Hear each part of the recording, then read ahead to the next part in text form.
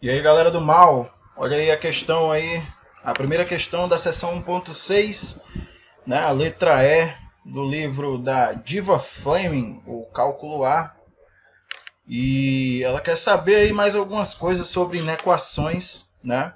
Só que agora envolvendo equações quadráticas, beleza? Então aí tem a continha é onde é que x ao quadrado, né? Onde é que essa função x quadrado ela é menor ou igual a 9, beleza? A gente vai ter que rearranjar isso aqui, né?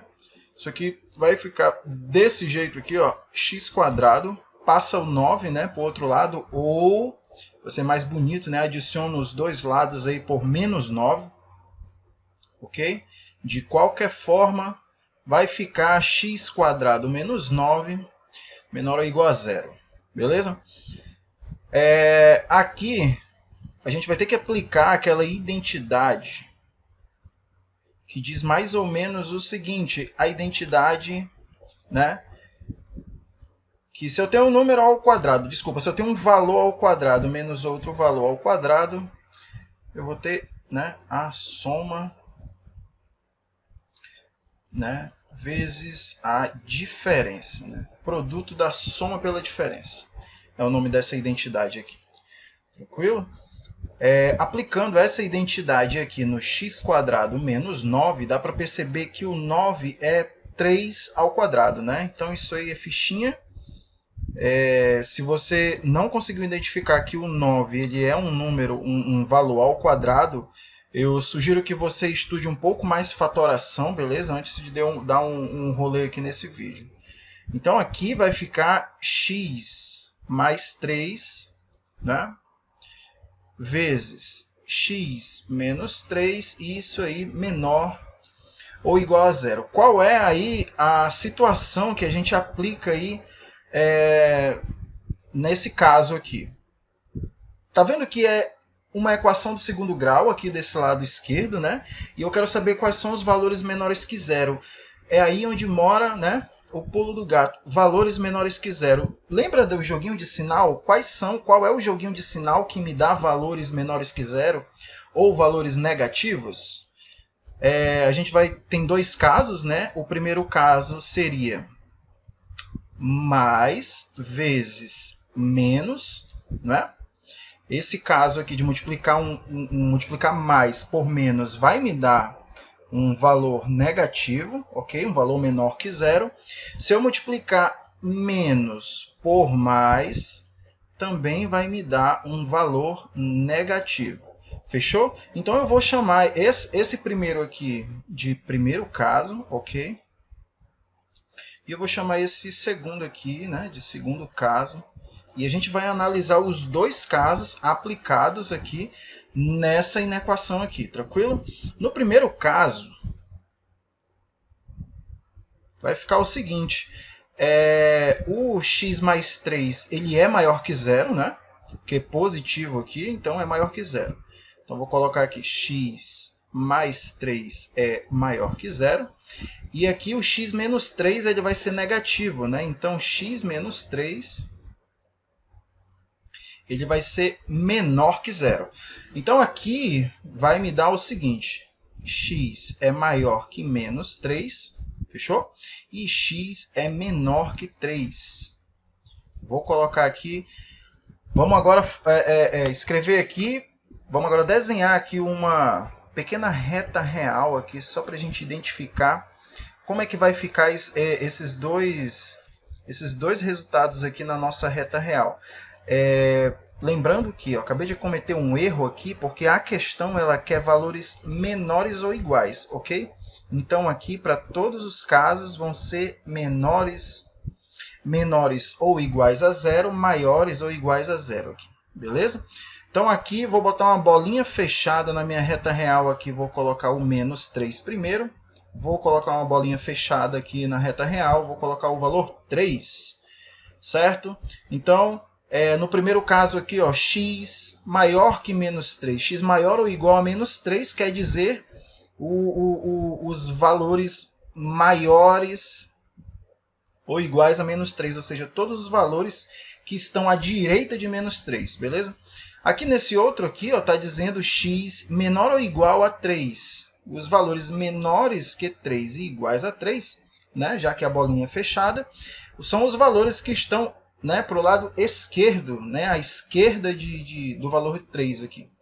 Tranquilo? Então, a interseção aqui, ó, a gente está vendo que a interseção desses dois casos aqui, ó, o caso 1 aqui e o caso 2, né, seria aqui, ó, esse intervalo fechado aqui, ó. Esse intervalo fechado entre menos 3 e 3. Tranquilo?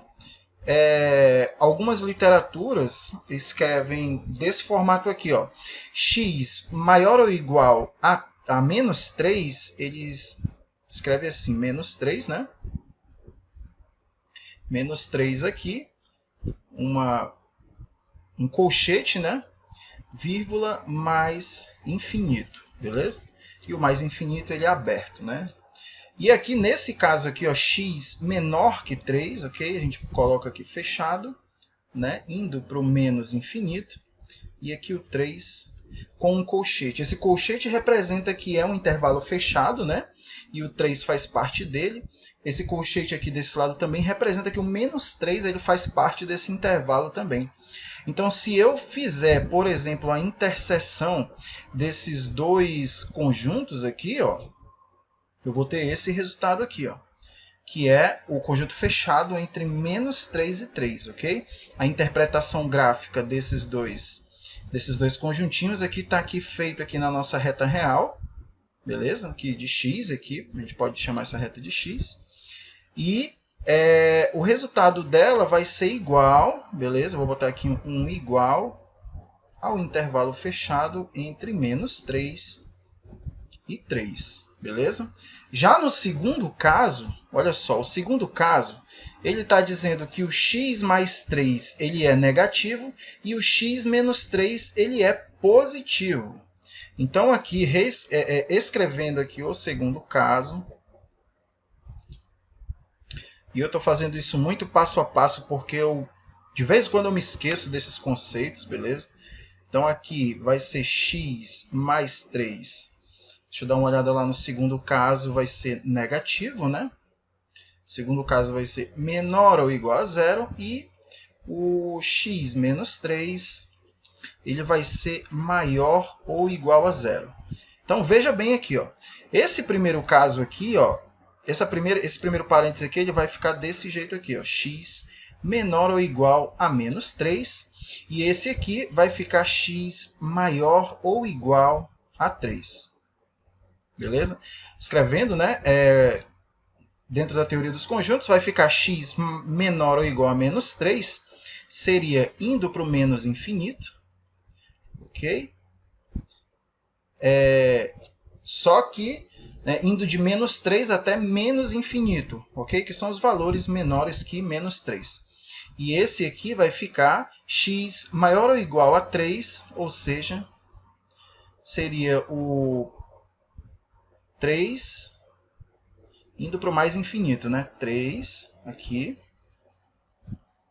indo para o mais infinito. Beleza? Então, se eu fizer aqui a interseção aqui desses dois valores, eu vou precisar primeiro fazer a reta real x aqui.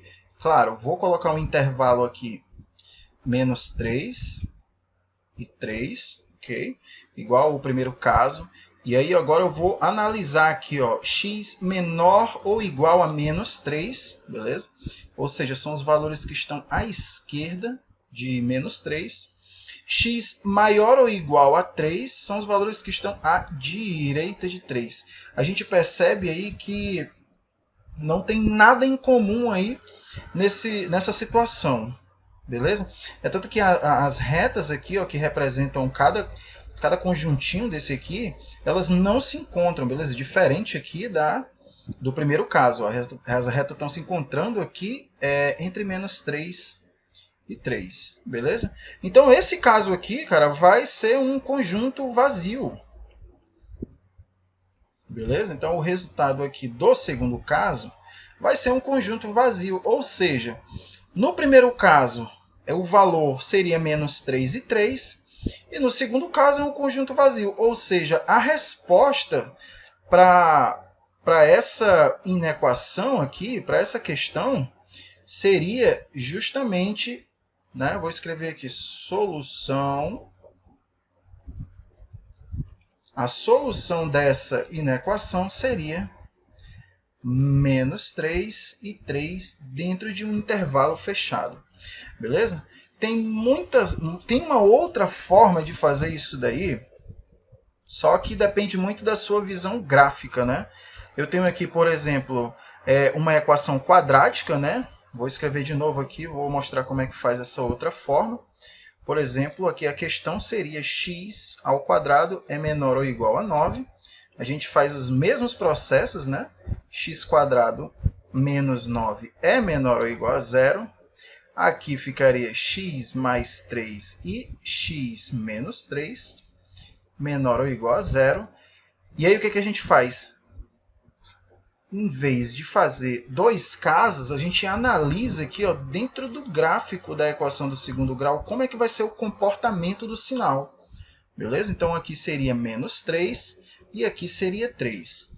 A gente tem aí, né, decorado aí que os valores entre menos 3 e 3, nessa equação do segundo grau aqui, entre menos 3 e 3 é negativo, né? A partir do 3 aqui seria positivo e antes do menos 3 também seria positivo. Então, se eu quero dessa equação do segundo grau aqui os valores menores ou iguais a 0, então eu escolheria aqui, ó, o intervalo, né, fechado entre menos 3 e 3. Fechado porque a questão está pedindo menor ou igual a 0.